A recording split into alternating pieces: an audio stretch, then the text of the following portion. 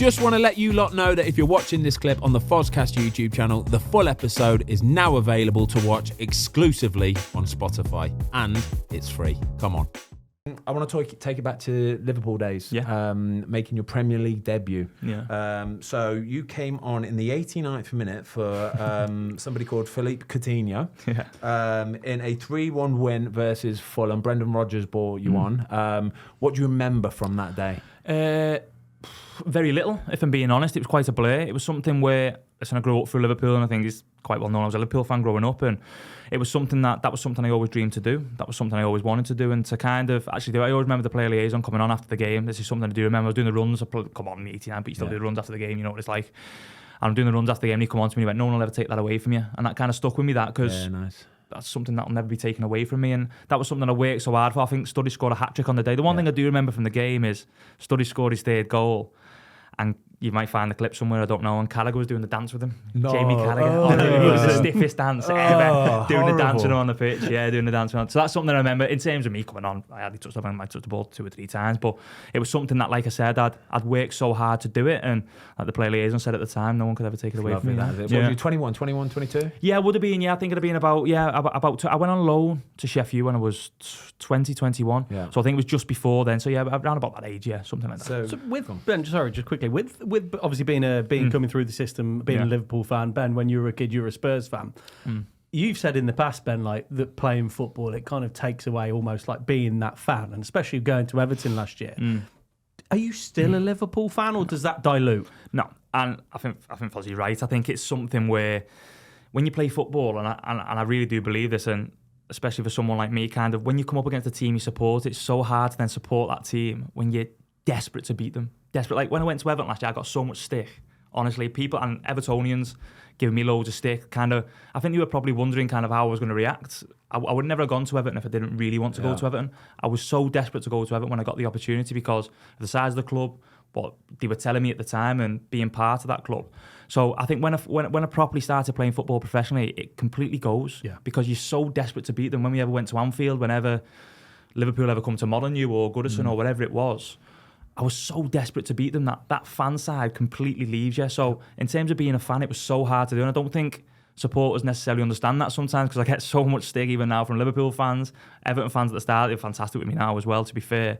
But that was what it was like. It kind of disappears, It's good though. You want that surely because when you're fully invested in Everton, then aren't you? So like you wouldn't want a player going, he's a Liverpool fan and he's playing for Everton, because that would then you getting pelters from every direction. Without a doubt, and I think it's also the fact of you would never go there if you still had kind of. I would never have gone to Everton if I had any kind of feelings for Liverpool. Yeah, exactly. That would never. I had so many years away from Liverpool and so many years playing against Liverpool where I was desperate to win.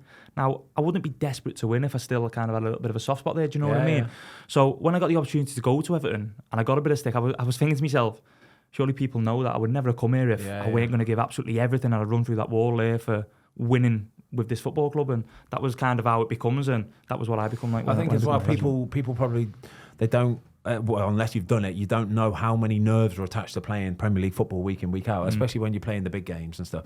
You're so consumed with trying to make sure you do everything right professionally and get it done properly. The last thing you want to spend any energy thinking of is, oh my God, I supported these as a kid. I used to watch him playing when I was a kid. That's the last thing. You've got no time. Up, won't you? Yeah, you've got no time to think about that, have you? Yeah. What was it like when you scored that goal? Talk to me about that feeling. I know it was got disallowed and it was like, oh, come on. Because you went for it, didn't you? You must have thought about it in your head a little bit, surely. Oh, I did. 100% I did. The night before, I was thinking about kind of, that week. So, little story that week. Frank was obviously in charge and fantastic. I loved Frank in terms of what he was like, how he was as a person, how he wanted to coach us. I thought he was absolutely outstanding, I'll be honest. So that week he brought in Tony Bellew.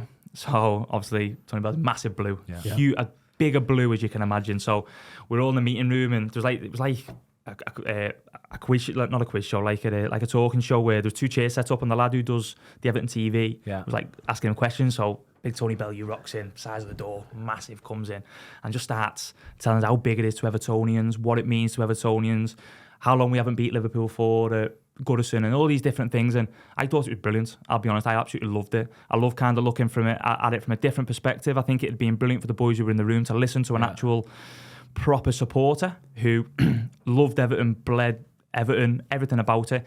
So we had that in the week leading into the game, and the night before, of course, I thought about it, and then when the ball actually come in, when I put the ball in the net, I turned to look at the line, the flag was down.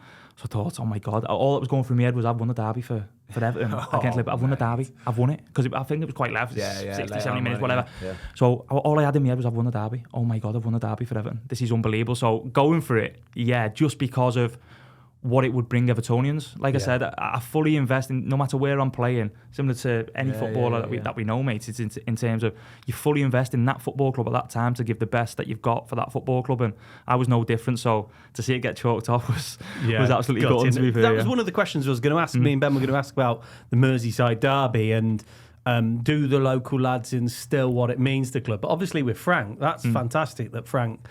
He's not from the city, but he's then understanding it, bringing in Tony. And what I will say is, you know what was so good about Everton? Do you know Seamus Coleman? No, What a man he is. Honestly, like, I can't speak more highly of a person when it comes to a football club as Seamus Coleman with Everton. Honestly, like, he's been there so long, he understands kind of Everton. He's been there during really high times, really good times, and obviously the lowest of low times, kind of last few years where we've been struggling. Yeah.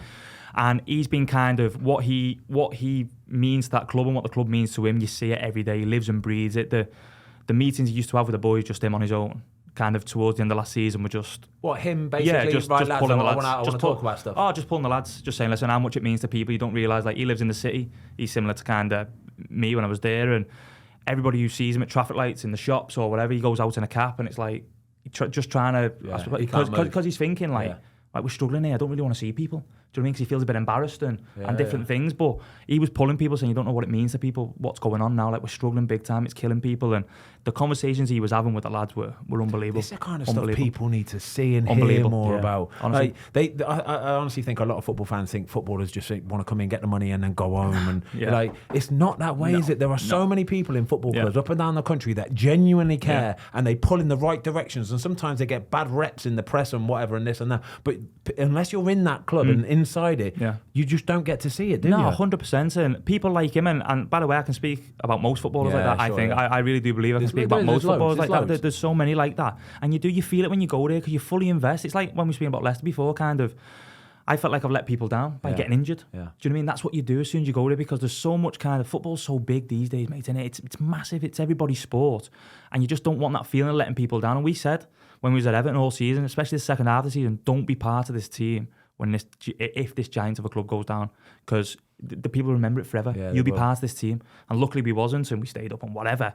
But that was what we were speaking about during the season. Oh, mate. Okay, let's take it back to Liverpool then. I want to talk about some of them boys that you were playing in that, even in that team that you made your debut in. These are the big boys, by the way. Yeah. These are the big boys, right? The biggest of the big boys. The biggest of the big boys. I played against a few of these myself, and some of them are just horrible. So I've got the likes of Luis Suarez, we've got Stevie G, we've got Jordan Henderson, Jamie Carragher, Coutinho. Go on, give me a few bits and bobs about some of them lads. Well, where'd you start with them? Listen, first and foremost, incredible footballers. You know yourself playing against them. Absolutely incredible footballers, but you've seen more in training with them. So it was kind of training with them every day where obviously you learned the most. I was lucky enough to train with them every day.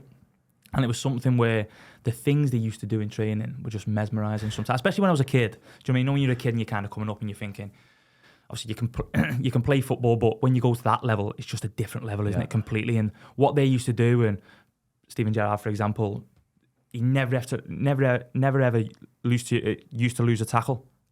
Never. And that was one of the biggest things that kind of, sometimes in training and you'll kind of come out with tackles, you don't want to get injured or you don't want to injure the other player. Yeah. Every tackle would smashing through. Flying, whether you were 18, whether you were 35, he would be smashing through it. And if you never smashed the next person on his team, he'd be on you. Thanks everybody for watching. We hope you enjoyed this clip of the Fozcast. If you would like to watch the full episode, it is now available exclusively on Spotify for free.